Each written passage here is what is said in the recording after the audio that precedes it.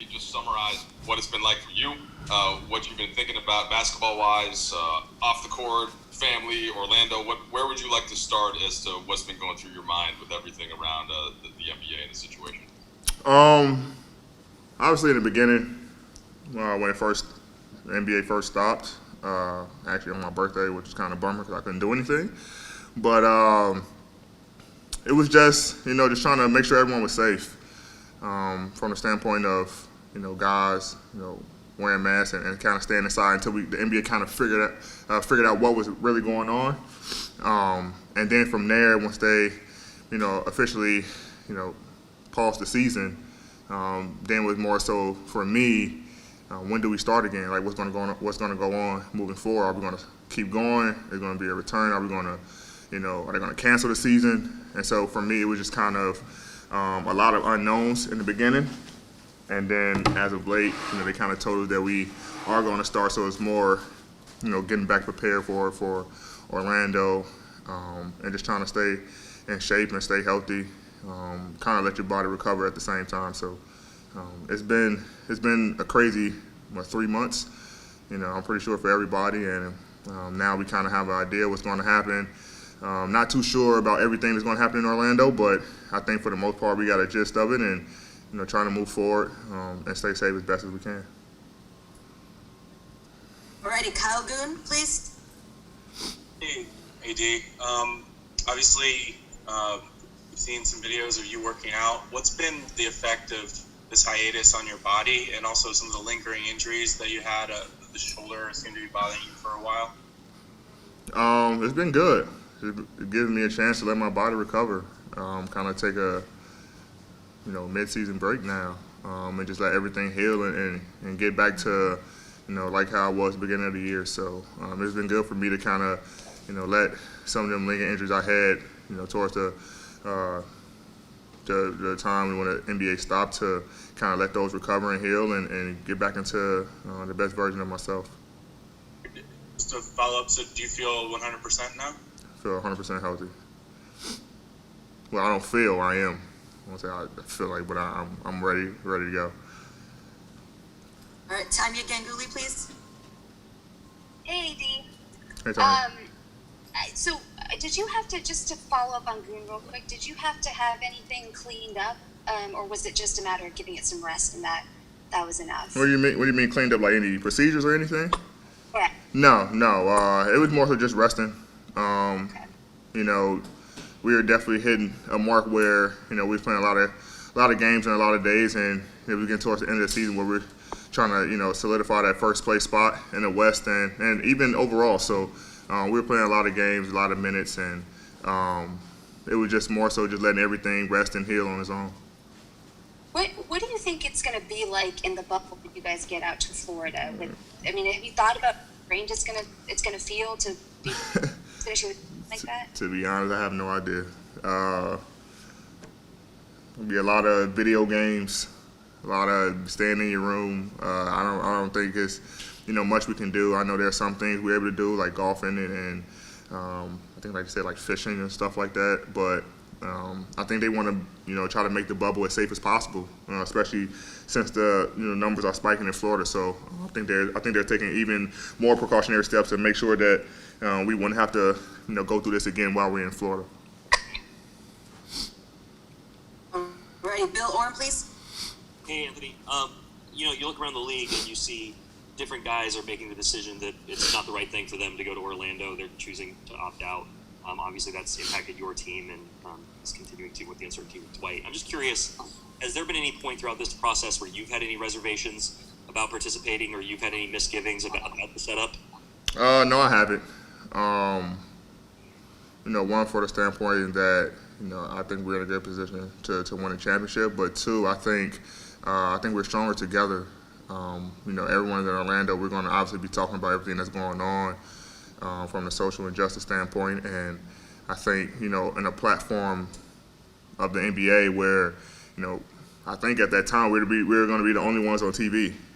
So I think we're able to have more people in the room from other teams and receive other ideas and figure out how we can change the world, what can we do individually, and what can we do as a unit to make change. And I think the more people we have, the more minds we have, the more ideas and thoughts we can come up with to kind of change the world and change what's going on. So for me, it was never a point of not going, just because I feel like me individually trying to do it is not enough. So if I have more guys who's going to be there who kind of have the same thoughts and ideas of that I have, and we can kind of sit down in a room and brainstorm on what we can do, I think it'd be easier for everybody. All right, next up, Dave McMenamin. Anthony. What's up, Dave? Hello, Dave.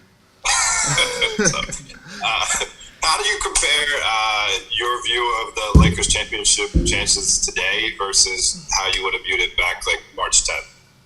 I think it's kind of the same. Obviously, we're missing a key piece in AB, but I think our chances are the same. I mean, we got guys who's healthy, guys who's ready to go. So I think it's kind of the same. I mean, nothing changes from our standpoint of our chances are lower. Actually, I think our chances are higher just because we are all rested and we're all ready to go. So if anything, our chances got higher, and it's going to be about just who wants it more. I mean, everybody kind of had a decompression of the season, and obviously, with stuff going on. But it's about what team wants it more and which team can stay healthy. Thanks. All right, Melissa Rowland, please.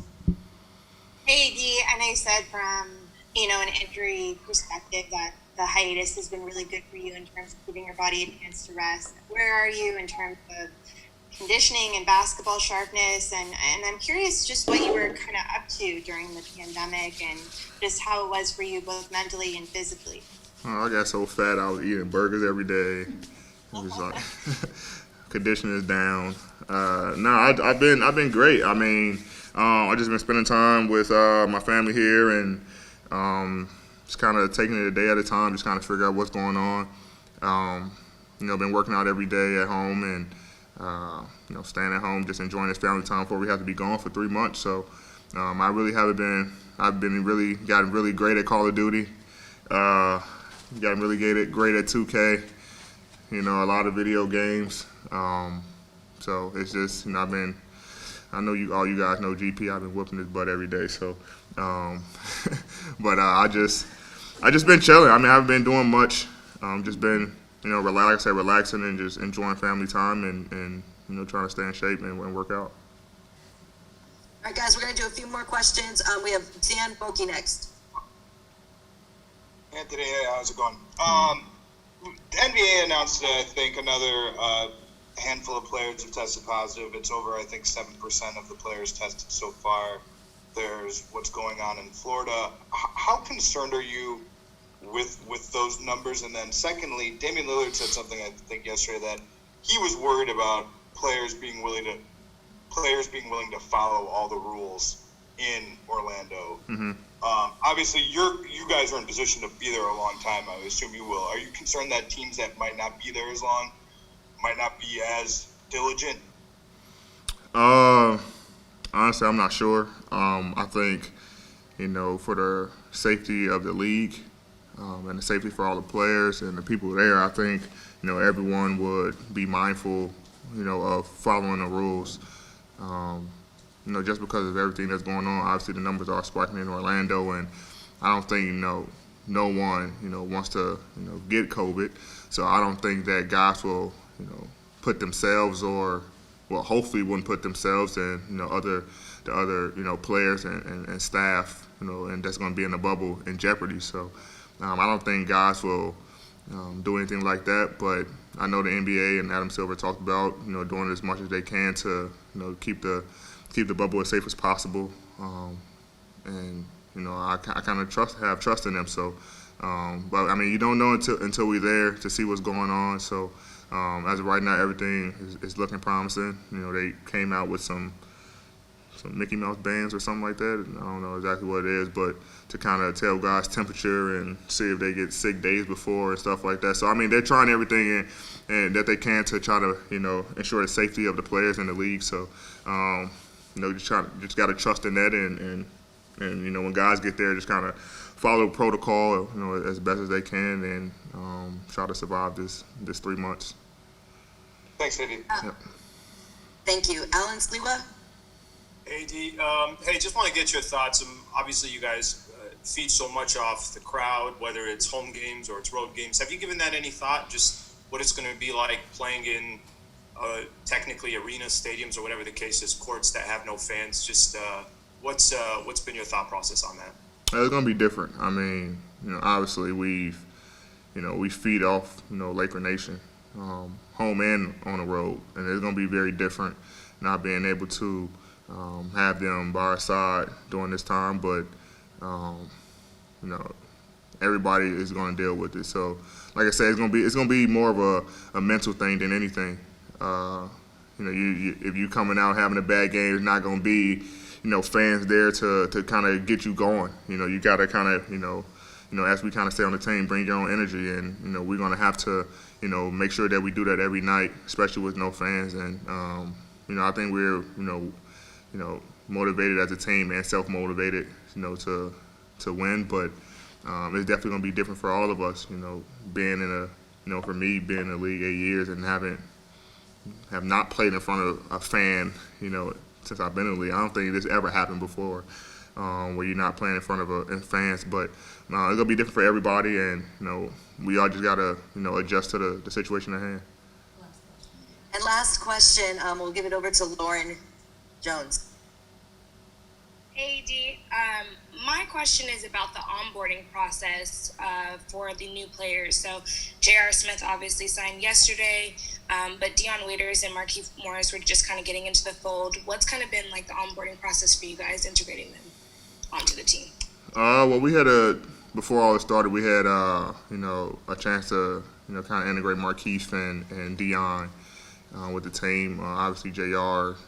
just signed recently and I think yesterday, so we kind of haven't really had a chance to kind of bring him on board the Laker way. So hopefully when we get to Orlando, we kind of can officially welcome him, or on a plane to Orlando or whatever. But those guys came in and helped us out. Dion was just getting ready to play and everything happened. So I think all three of those guys, Markieff showed that he can be a big part of our team, and then I think Dion and JR is obviously going to help us tremendously as well, with JR's ability to shoot and Dion's ability to score and play make. So I think it's going to be beneficial for us, going to Orlando and giving us the best chance to win.